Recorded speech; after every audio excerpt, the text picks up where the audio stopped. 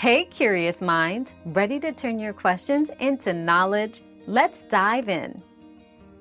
A dry cough feels so irritating because it triggers constant throat irritation without producing mucus.